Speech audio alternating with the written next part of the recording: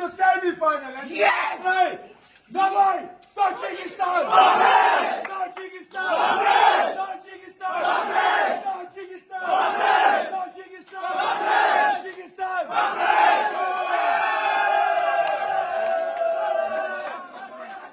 I'm very proud of you to be a part of this. Ali Bek, translator. Thank you. We are also proud of Я очень you. горд за вас, я горжусь вами очень. I'm proud to go to this tournament to the next round.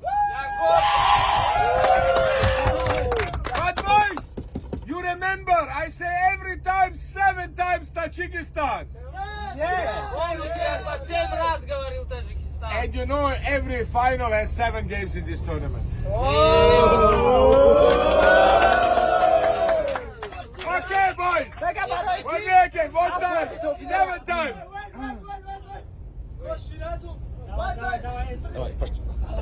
Okay, boys, concentration. Yes. Tajikistan. Tajikistan.